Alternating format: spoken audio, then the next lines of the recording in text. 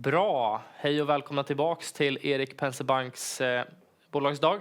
Jag heter Ludvig Svensson och är Life Science-analytiker här. Nu har jag äran att presentera Magnus Corfitzen som är vd på Ascelia som ska köra en presentation. Kör hårt Magnus. Yeah, thank you Ludvig and thank you Erik Penser for the opportunity to present here today. So if you move to the next slide, I will be making certain forward-looking statements in my presentation of Ascelia Pharma.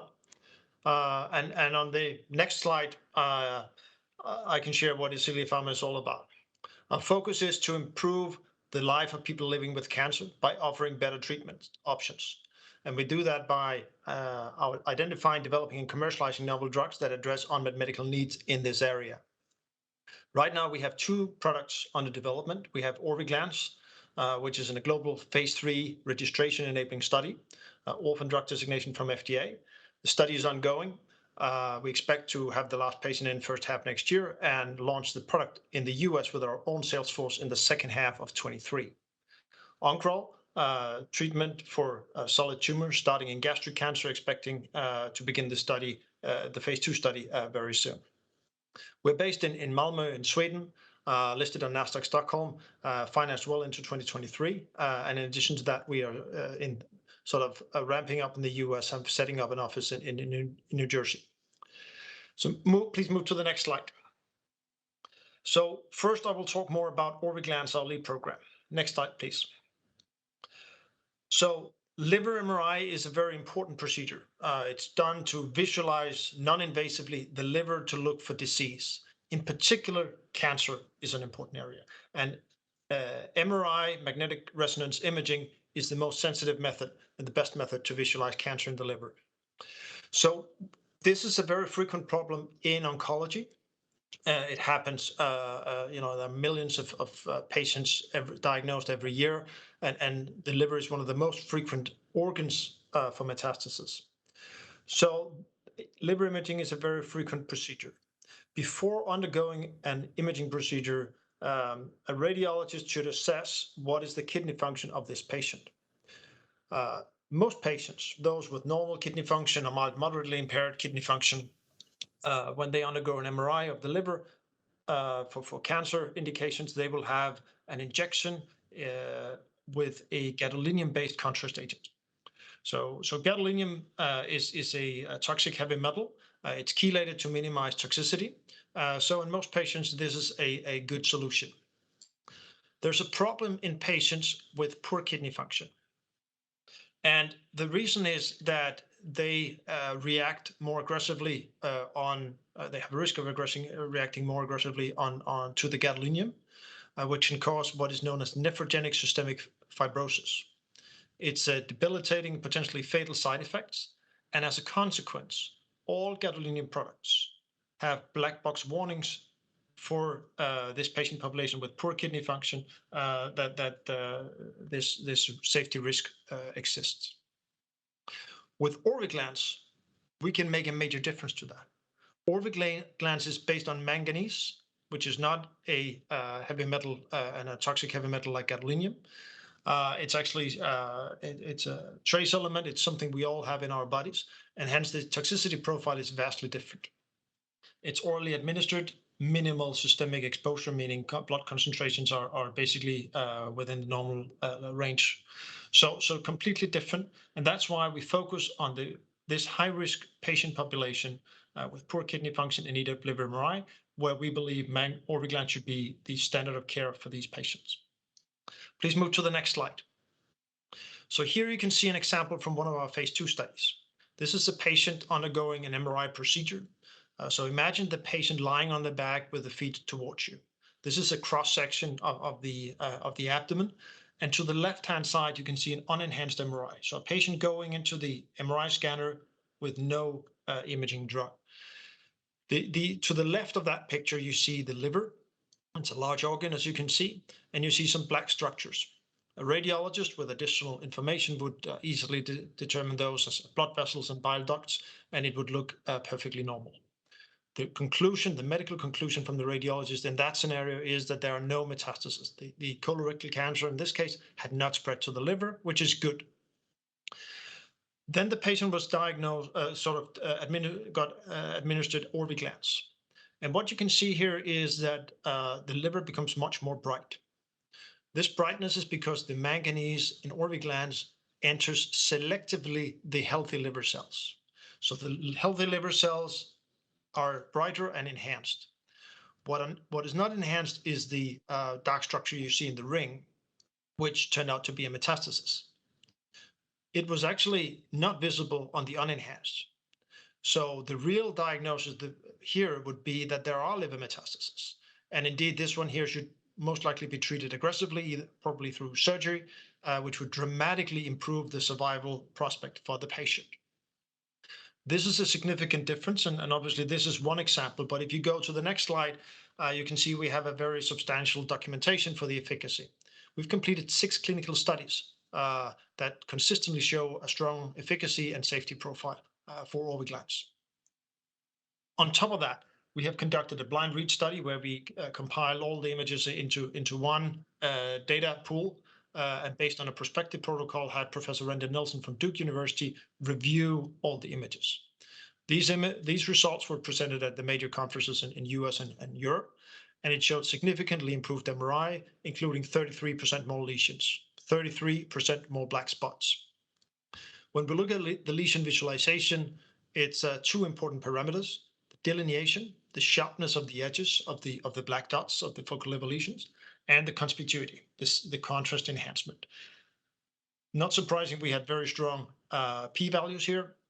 And on the second one, what you could see on the previous image, that you have a much brighter healthy liver tissue compared to the lesion. That is actually what is conspicuity. We have also done a study in patients with normal kidney function, where we did a head-to-head comparison with a gadolinium-based contrast agent, that liver-specific gadolinium contrast agents.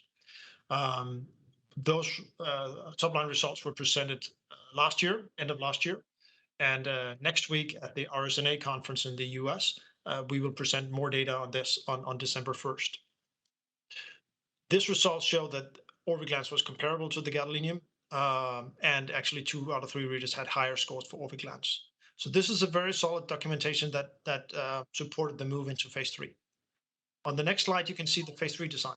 So we have 200 patients with known or suspected focal liver lesions and severe renal impairment. We are doing the comparison with unenhanced MRI versus unenhanced and Orviglance enhanced MRI. So each patient will be their own control, giving us a solid statistical analysis to get a superiority. The endpoint, the primary endpoint, will be lesion border delineation and conspicuity. The endpoint that was also used in the blind read study, where we had high significance. And so the study is ongoing. We have been delayed due to COVID, but that had learned us how to adjust and mitigate COVID impact. And we expect and hope that we can complete the study in the first half of next year. Please move to the next slide. So post-approval, obviously, getting the product out to patients is important. The question from a commercial perspective is, what is the size of the market?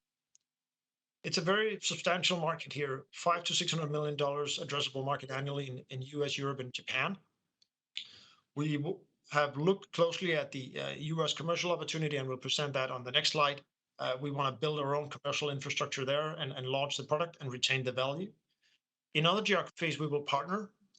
We want to have other companies bring the product to patients in those geographies, so we can have our focus and spend all of our resources as a small company on being successful in the US. That's where we can optimize the value for shareholders. The market estimate is based on very thorough and deep dive analysis, both in terms of the actual imaging procedures being performed, and also in relation to the in-depth discussions with payer and payer experts on their perspective on the pricing potential and reimbursement and access for Orviglance in the market. So a very attractive commercial opportunity. On the next slide, I will talk more about the US. So we have mapped very detailed the imaging procedures being performed in the US. and we have identified roughly 400 hospitals and clinics that serve 75% of our target population. The reason is that this is so concentrated is that these patients have both renal disease and cancer, and hence they are referred to the more specialized centers.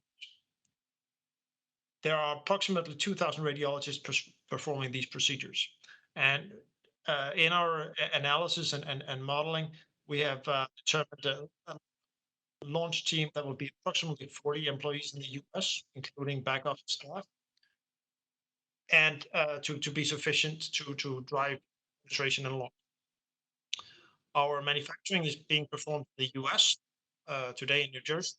We are in good shape. We have scaled up manufacturing, and we are gradually improving strengthening our US footprint. We have an office there. We're working very closely with the key opinion leaders in this field at the major medical institutions in the US. So very exciting opportunity. We're moving forward both on the clinical trial development and also in the pre-launch activities to make sure that upon approval, we will have a strong position to bring the product up to patients as fast as possible. So this concludes the Orviglance presentation.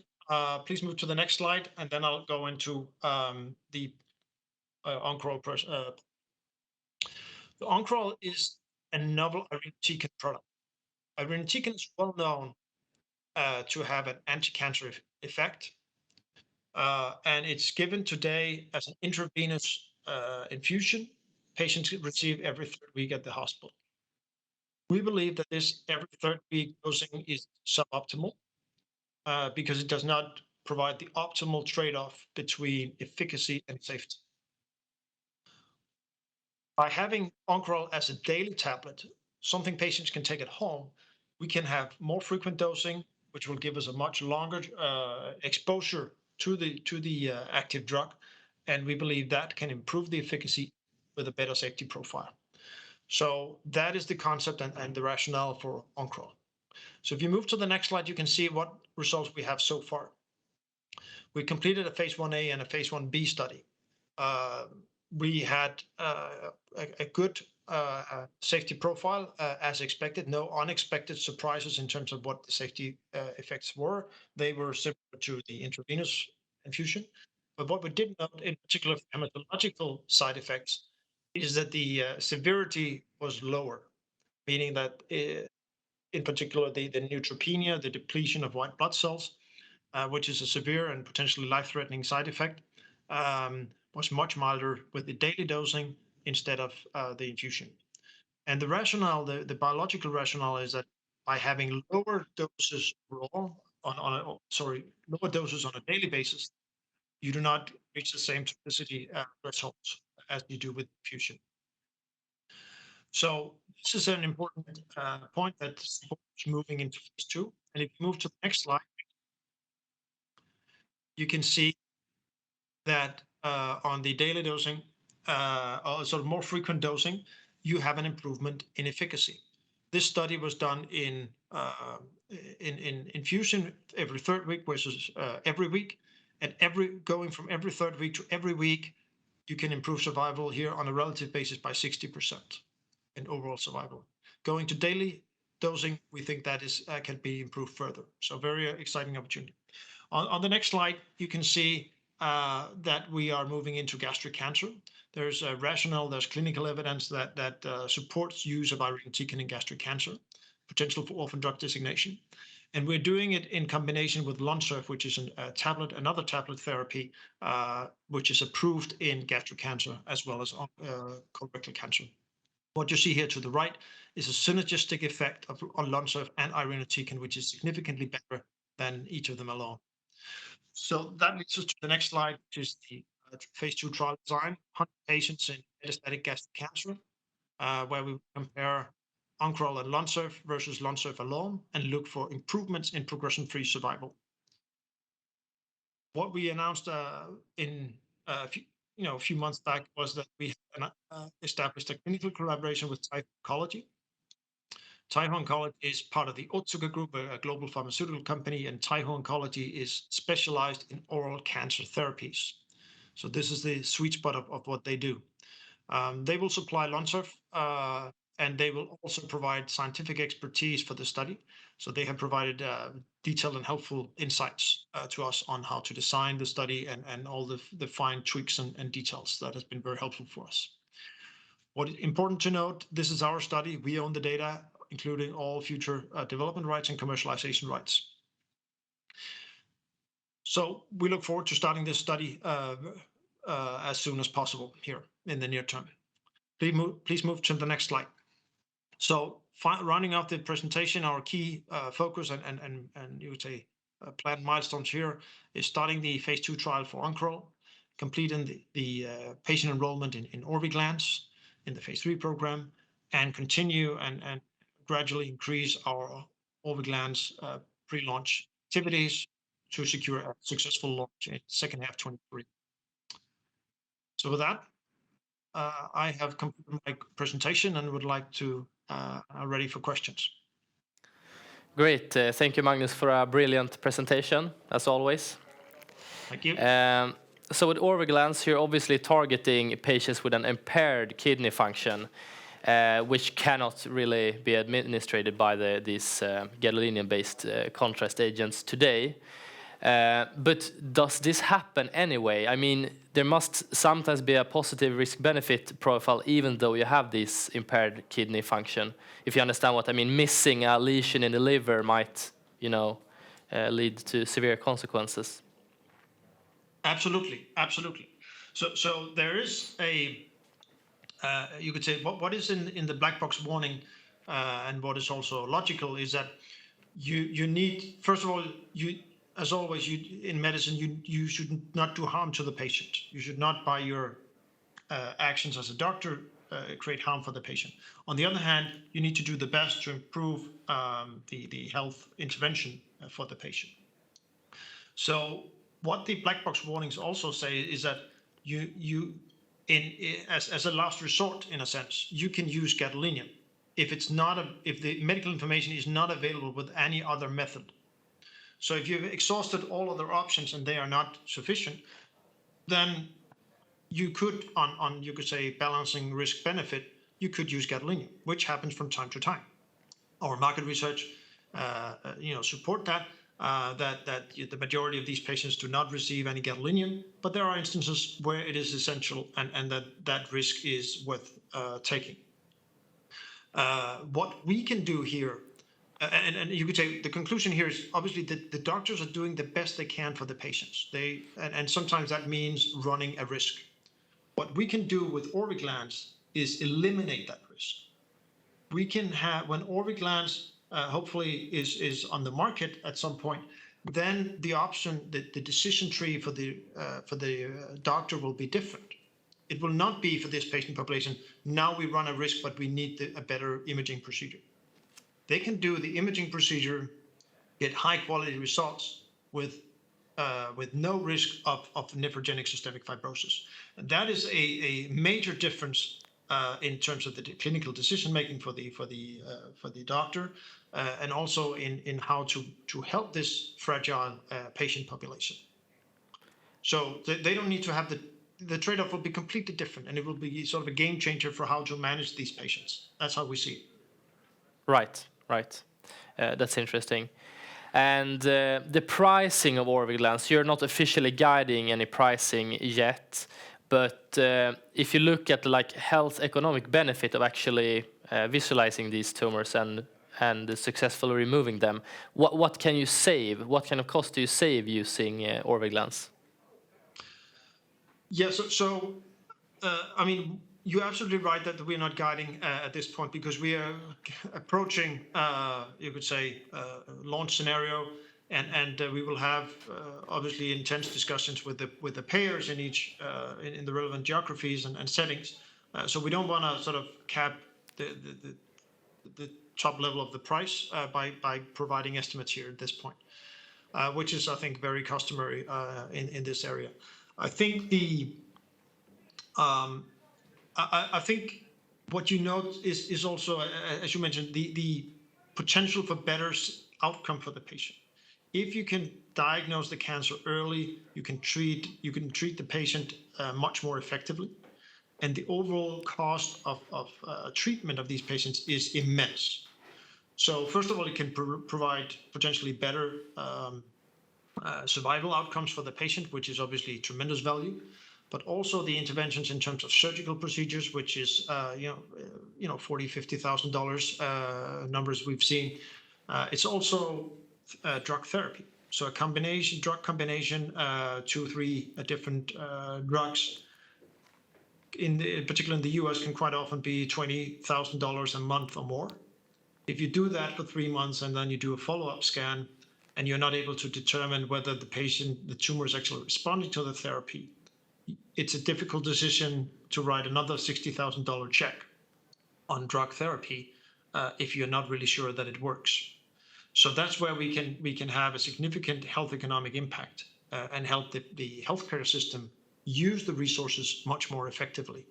And so the perspective from us is that using Orviglance at the price that we will end up with must be cost effective for the healthcare system. And we believe that supports an attractive price for the product compared to, you could say, all generic products that are not used and should not be used in this patient population. Right, that's a good answer. It makes sense. And looking at Oncoral, your other project, you have announced a collaboration with Taiho Oncology, and this collaboration, what is it in it for Taiho at this point, and how do you rate the probability of this reaching a formal licensing agreement if positive data is shown in the phase 2 study? Yeah, I think it's we say this is a good start to a collaboration. It is a collaboration where we say we are doing this study. We think, and we have talked to some of the leading gastro-oncologists in US and Europe, and also in Asia, as a matter of fact. And we think that this combination is very interesting. So this will be 2 tablet therapies. The patient can take it home, and we believe that the combined toxicity profile of these chemotherapeutic agents should be fine. That's obviously what we need to prove in the study first, in the dose escalation, and then in the phase 2 we will demonstrate hopefully survival benefit on progression-free survival. So for us, that's going to be extremely interesting data. For them, of course, it's interesting to see their compound being used in this with this novel product that Oncoral is. That would essentially increase the overall revenue potential for Lonsurf as well. It's already on the market. It's doing roughly $500 million in revenue and growing quite rapidly because oral agents have been growing during the pandemic. And from their perspective, if this turns out to be effective together and safe together, that would bolster and increase the revenue of Lonsurf on its own. So that's a clear strategic interest from them. Yeah, got it. And one last question we have from the audience here. When can we expect to see a partner for the European market? Yeah, it's a good and relevant question. So we have not disclosed any expectations in terms of when and how and who will be the partner for Europe. But obviously, we want to make sure that we have a partner on board at the right point in time, so the partner has time to prepare for a successful launch. So whether that will be before phase 3 data readout or after, time will tell. But what we think is important is we find the right partner that have the right capabilities and have, you could say, are really motivated to make the European market a success for Orviglance and is willing to put the resources behind it to make it so. This alignment of interest is always super important, and especially ahead of a product launch. Yeah, I got it. Thank you, Magnus. Time is running out. It was great having you here. Yeah. Thank you, Ludwig. A pleasure as always. Thank you.